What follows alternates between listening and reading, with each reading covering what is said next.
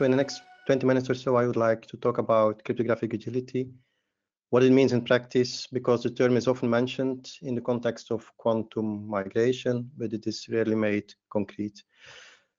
I will also share with you some experiences at Smals. So Smals, for those who don't know Smals, we are an IT provider for the Belgian public sector with a focus on the social security and healthcare.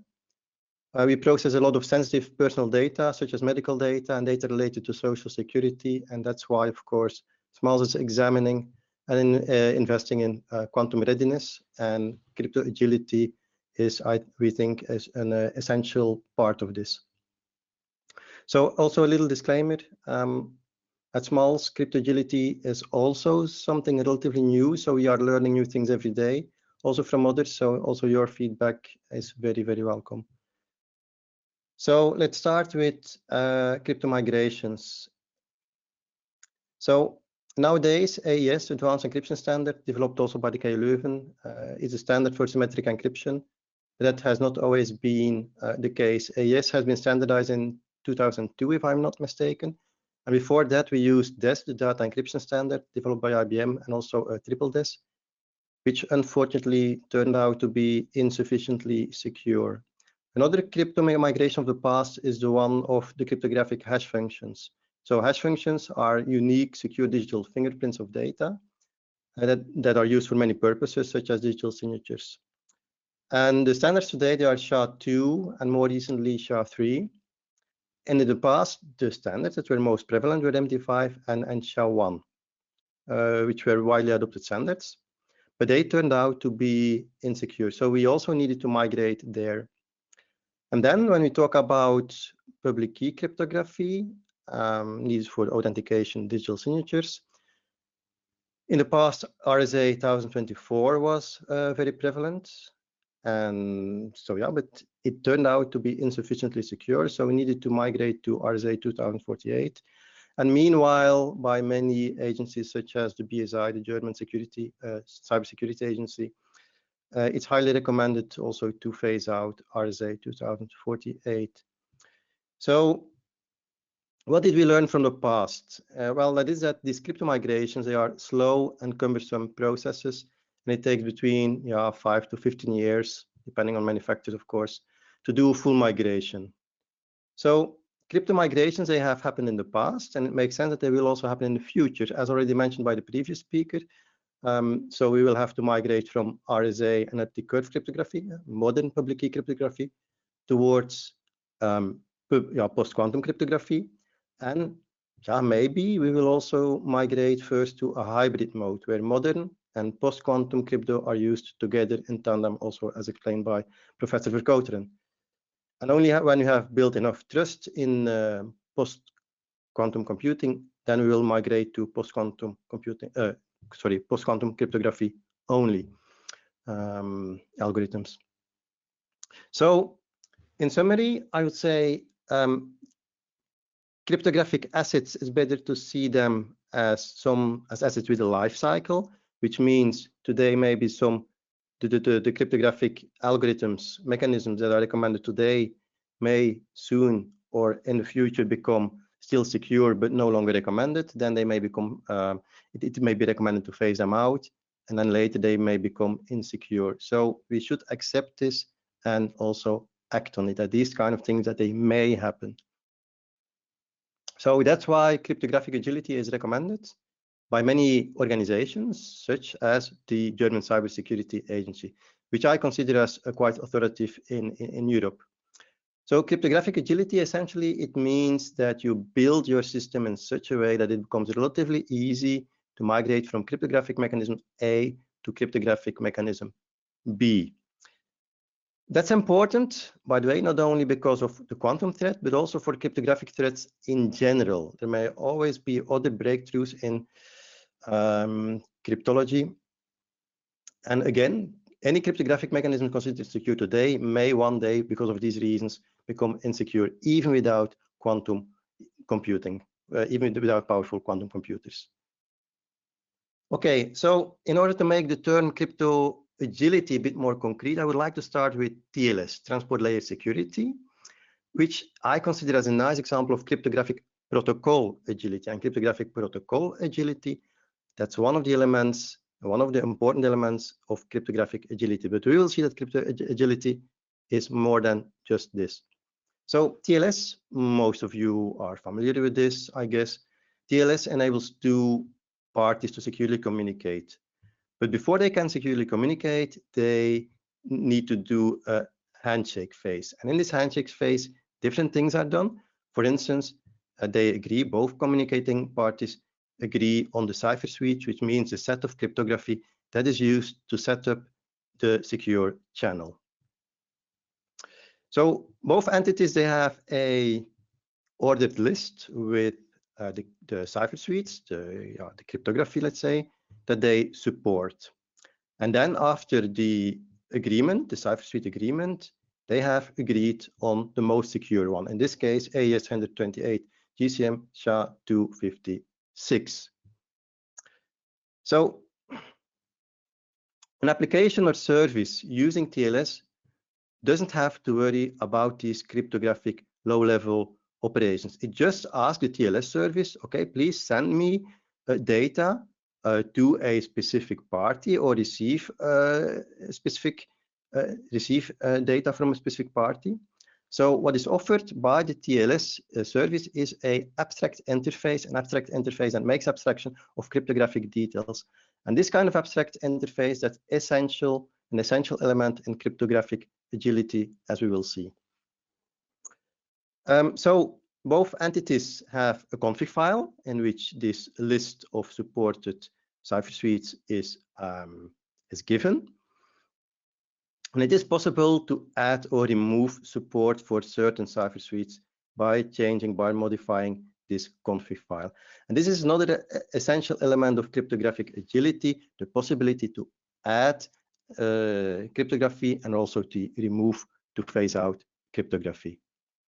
So, for instance, future releases of TLS, they will include post-quantum cryptography. And from then on, we can update our config file to also support post-quantum cryptography. Okay, so I told you that crypto protocol agility, it focuses on the technological aspect, but of course we need more. So at Smals, we manage thousands of machines that rely on TLS. And then the question is, how do we develop guarantees that all these machines uses secure recommended cryptography, that all these machines migrate timely to post-quantum cryptographic standards? And that's why we also need policies and processes. So at Smals, we already have a detailed cryptographic recommendations as part of our policy that guides our organization, the project teams, the product owners, and so on, to use cryptography, to use secure cryptography and to migrate whenever necessary. So we also need, of course, processes to make the bridge between the policy, the recommendations, and then the concrete technology, let's say these config files. To ensure that updates in this policy, and that's why we need processes to bring the policy into practice. Now, today, this is a relatively labor-intensive job because we have thousands of machines. Our ambition is to make this in the future much more highly automated. So, my main message of this slide is that crypto agility is not only about technology, it's also about processes, it's also about policies.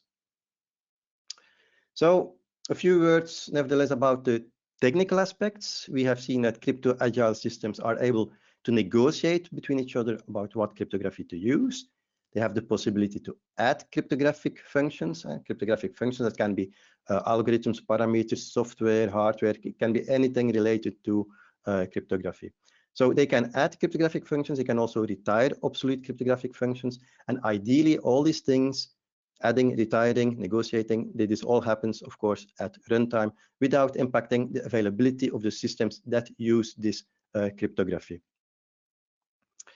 A few words about the design. How should we design crypto agile systems? Well, first of all, what we should not do is hard coding the cryptographic details in our system, in our application. Instead, this system, this application, should send calls to this abstract interface, an interface that makes, again, abstraction of the cryptography. And the call only says what should be done, for instance, signing a document, but not how. It does not say, like, use for this ECDSA with an elliptic curve named P256, all these details. Well, the application does not need to worry about this. So these, there are local services or central services that offer this kind of abstract interface. A local service, we already have seen an example. TLS runs locally on the server, on the machine. Can also be a central service, and we will see an example of this in a few slides. So what I also would like to mention is that an organization as Crypto Agile is also an organization in which we have forms of centralization. For instance, we have the central crypto policy that I have mentioned, which mentioned in our case, which recommends what cryptography to use, what cryptography not to use. And also, yeah, of course, if we start using these kind of central services, then also the service will be a more central entity in the organization. Okay, how can we prepare?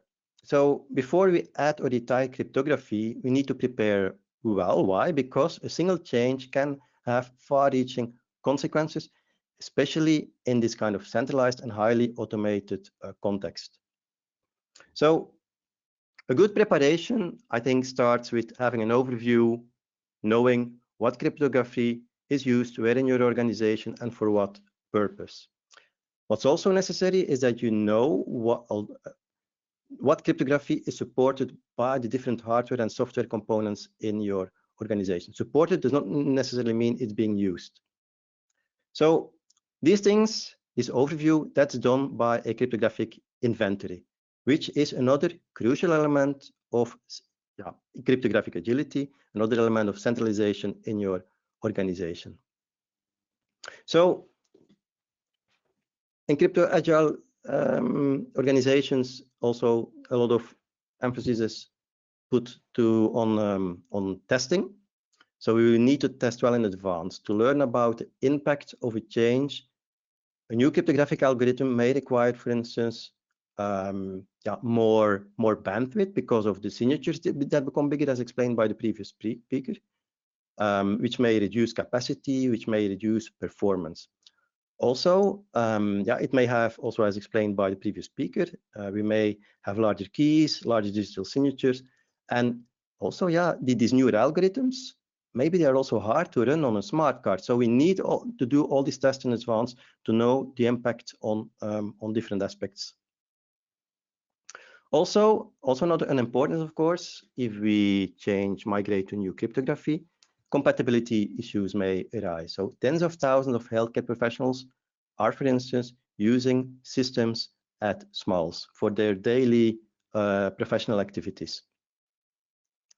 And we should avoid, of course, that healthcare professionals that they are suddenly cut off from our systems due to an update because their systems do not yet support the latest recommended cryptographic algorithms.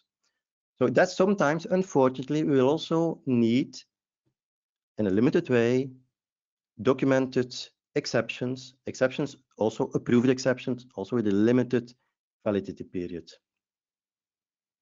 Okay, so far some technical aspects. So this slide is also, I would like to put more emphasis on the different elements, technology, process, and policy. So crypto agility and crypto migrations, they start with an inventory. And at Smals, we have a cryptographic policy, and this policy obliges such an inventory. So that's the policy part. And then if you go to the technology part, we need, of course, the right tools. We need the infrastructure to set up this inventory, to maintain it. It would also be nice if after a new release of an application or library, the inventory is updated automatically. And that's a kind of functionality that also needs to be integrated in our development tool. So we are still at the technology part here. And of course, then we will need processes to populate the inventory and to keep it up to date.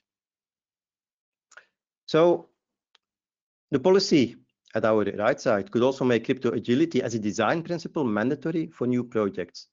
And that would mean, if you go to the processes, that crypto agility, that requirements related to crypto agility will be included in public tenders.